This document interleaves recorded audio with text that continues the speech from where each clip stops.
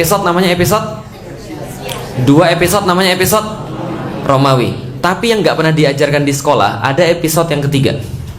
Yang episode yang ketiga ini lebih lama daripada episode pertama dan kedua, lebih besar kekuasaan daripada episode pertama dan kedua, lebih indah dan lebih berpengaruh daripada episode pertama dan kedua. Kira-kira episode ketiga ini episode apa?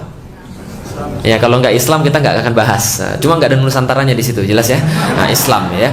Jadi episode yang ketiga adalah episode Islam. Nah, episode ketiga episode Islam, bagaimana ceritanya? Nih ceritanya Ibu sekalian. Semuanya bermula pada tahun 1 Hijriah atau kita kenal dengan tahun 622 Masehi.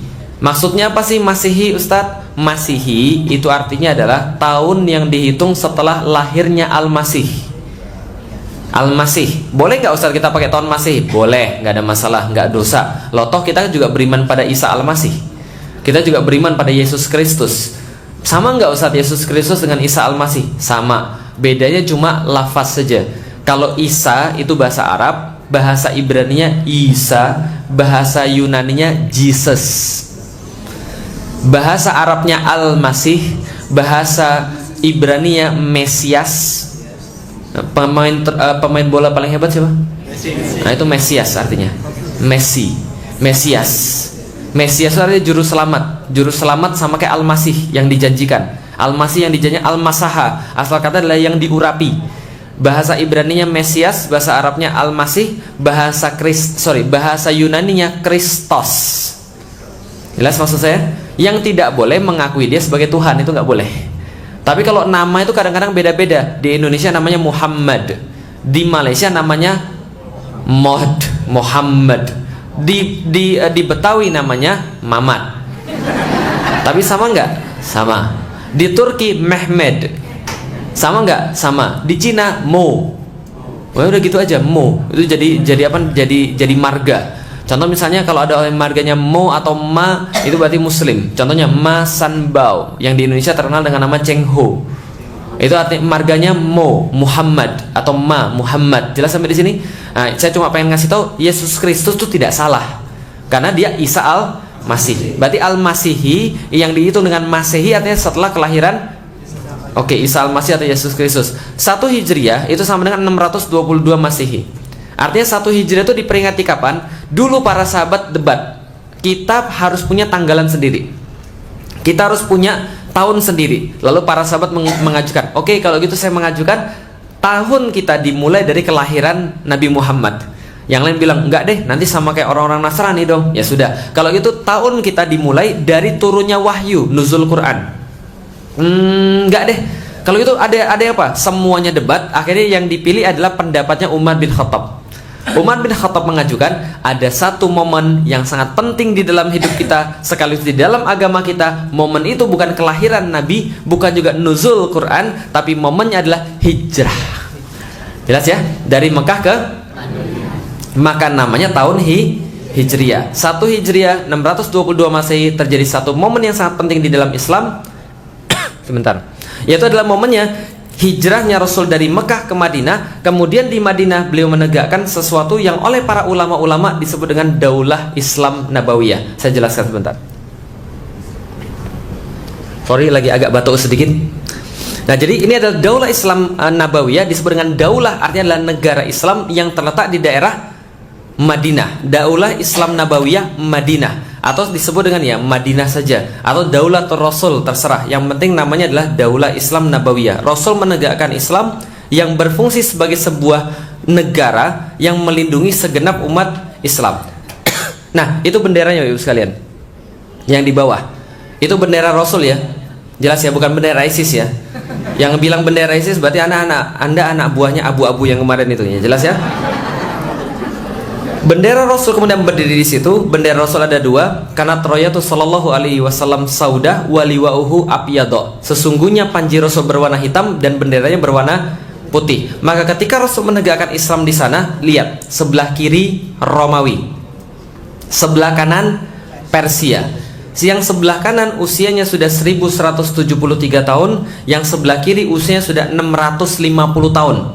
Bayangkan, yang sini sudah tua banget, hampir sampai ke ajalnya, yang di sini lagi muda-muda banget, lagi hot-hotnya. Paham Ibu sekalian? Sedangkan yang di tengah ini baru 0 tahun. Literally, secara benar-benar ngomong, Rasul diapit oleh 2 raksasa dunia. Bisa dipahami? Raksasa sebelah kirinya adalah Persia, raksasa sebelah kanannya adalah Romawi. Tapi hebatnya coba kita lihat, Rasul nggak pernah takut sama Romawi dan Persia. Setelah muncul Rasul baru direken oleh Romawi dan Persia. 1 Hijriah terjadi satu peristiwa yang sangat penting. Selain daripada hijrah Rasul dari Mekah ke Madinah, terjadi perang besar antara Romawi dan Persia. Jadi Romawi dan Persia memutuskan, saya nggak tahan lagi dengan kamu. Kamu selalu mengganggu saya juga emang tahan lihat kamu. Emang kamu bagus apa? Kita perang aja. Perang besar antara Romawi dan Persia. Saking besarnya perang ini jadi pembicaraan trending topik pada saat itu, ibu sekalian.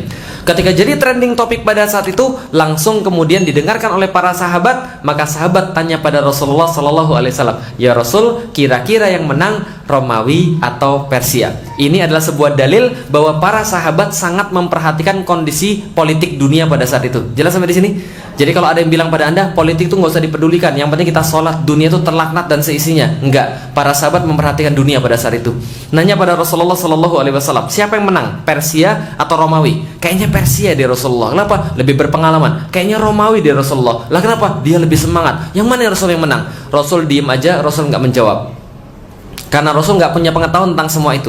Yang jawab adalah langsung Allah Subhanahu wa Ta'ala menjawab pertanyaan para sahabat, siapa yang menang dengan pertempuran Romawi dan Persia? Apa jawabannya? Ini jawabannya. Ghalibatir Rum fi atnal ard.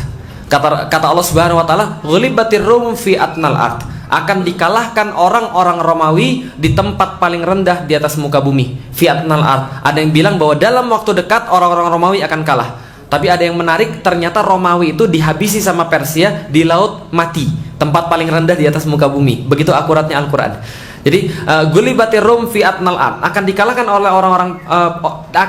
orang-orang Romawi oleh orang-orang Persia fi atnal ard. Tapi tidak selesai sampai di sana. Perhatikan, wahum mim ba'di ghalabihim sayaghlibun fi bid'i sinin. Akan tetapi mereka setelah dikalahkan sayaghlibun, akan hidup kembali atau akan menang kembali melawan Persia setelah fi bid'i sinin. Perhatikan, fi bid'i sinin. Bid'i ini dalam bahasa Arab adalah hitungan antara 1 sampai 9. Jadi kata Allah, Romawi akan dikalahkan.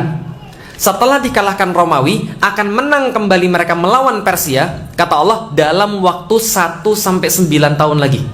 Jelas sampai di sini? Nggak mungkin lebih daripada itu. Kira-kira kalau Allah yang bilang betul atau betul? Betul. 7 tahun berselang daripada ayat ini turun. Ayat ini turun tahun 622. 7 tahun berselang daripada tahun itu, langsung kemudian ada satu kejadian yang sangat luar biasa. Tanpa diduga, tanpa diprediksi oleh siapapun, sebagaimana nggak ada orang yang prediksi Brazil kalah lawan Belgia, itu sekalian, nggak ada yang prediksi sama sekali. Atau nggak ada yang prediksi Jerman kalah lawan siapa tuh, Korea Selatan gitu kan ya. Gak diprediksi semua. Tiba-tiba muncul satu pahlawan hebat di tengah-tengah orang-orang Romawi. Dia menyatukan seluruh kekuatan orang-orang Romawi, muncul menjadi pemimpin yang sangat luar biasa hebat. Dan kehebatan dia diakui oleh musuh-musuhnya. Dia ambil balik seluruh wilayah-wilayah yang pernah ditaklukkan oleh orang-orang Persia. Dia memenangkan pertempuran itu tanpa kemudian orang menyangka. Orang-orang mengenalnya sebagai The Great Heraclius. The Great Heraclius. Namanya Heraklius yang hebat, Heraklius yang agung. Heraklius dilukiskan membawa salib suci yang direbutnya kembali daripada orang-orang Persia, karena orang Persia pernah mengambil salib yang dianggap oleh mereka tempat penyaliban Yesus. Dibawa kembali salib suci ini, kemudian diarak pergi ke kota Yerusalem dengan arak-arakan yang sangat luar biasa, perayaan kemenangan yang hebat sekali. Setelah dia sampai ke Yerusalem, dia kemudian menancapkan salib suci ini di depan gereja Makam Kudus yang sampai sekarang masih ada di situ salibnya. Kemudian dia berdoa di bawah salib itu, dan dikisahkan oleh sebuah sejarawan, ketika dia selesai berdoa, ada seorang kemudian tentaranya ngasih, mohon maaf Paduka Raja, ini ada surat yang kami nggak ngerti sama sekali dalam bahasa Arab. Ya, saudara sekalian, ternyata ngapain dia tahun 629? Dia dapat surat dalam bahasa Arab tertanda Muhammad Sallallahu Alaihi Wasallam. Paham ya? Jadi Rasul kita tuh dulu keren, sudah korespondensi dengan pemimpin-pemimpin dunia. Paham ya sekalian? Bukan dikendalikan oleh pemimpin-pemimpin dunia. Jelas sampai di sini? Oke, baik sekalian. Kalau gitu kita lihat, ternyata yang dikirimin surat bukan hanya Heraklius, Tapi yang dikirimin surat juga adalah Raja Persia yang sudah kalah tadi. Namanya adalah Kisra. Kisra itu dikirimkan kemudian surat juga, dan suratnya kayak begini. Masya Allah, ini suratnya sampai sekarang masih ada. Tulisan tangan Rasul ya, tulisan tangan Rasul Ustaz? Bukan. Rasul nggak bisa nulis. Kan ummi, tidak bisa nulis, tidak bisa baca. Yang nulis siapa? Wallahu a'lam. Ada kemungkinan bisa jadi Ali bin Abu Thalib atau kemudian Zaid bin Harithah yang menuliskan kemudian surat Rasulullah Shallallahu Alaihi Wasallam. Nah, bagaimana bunyi suratnya? Gak usah baca di atasnya, saya juga nggak paham. Nah, kenapa bahasa Arab zaman dulu nggak seperti bahasa Arab zaman sekarang? Saya sering pergi ke museum lihat Quran zaman dulu, ini surat apa gitu kan ya. Jadi kita nggak paham. Jadi intinya kalau misalnya di bawahnya, nah yang ini yang warna hitam ini stempel Rasulullah. Stempel Rasulullah, tulisannya apa? Di bawahnya Muhammad, di tengahnya Rasul, di atasnya Allah. Bacanya Muhammad Rasul, bukan Allah Rasul Muhammad ya, jelas ya. Lah kenapa tulisnya di bawahnya Rasul, tengahnya adalah Muhammad, atasnya adalah Allah? Itu adalah aturan kaligrafi. Allah itu ditaruhnya di atas. Itu adalah etis dalam seni. Nah, ini adalah kemudian khatamnya Rasulullah, apa namanya? Segelnya Rasulullah yang sekarang ISIS pakai jadi bendera dia. Jadi Anda boleh jadi nggak suka ISIS, Anda boleh jadi nggak suka, tapi jangan injek-injek benderanya. Karena yang benderanya itu adalah khatamnya Rasulullah, jelas ya? Jadi kalau gitu saya jelaskan dulu apa isinya.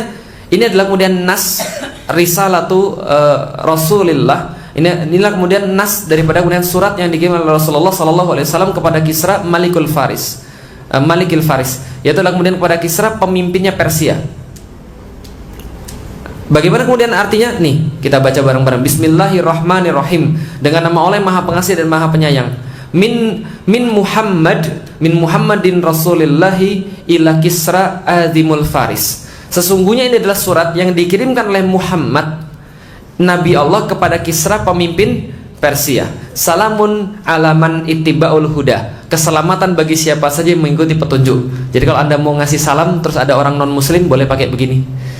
Salamun alaman ittiba'ul huda. Keselamatan hanya bagi orang-orang yang mengikuti petunjuk daripada Allah Subhanahu wa taala. Kan kita kan nggak boleh mendoakan selamat pada orang yang bukan muslim. Wa amana billahi wa rasulihi washhadu an la ilaha illallah. Maka engkau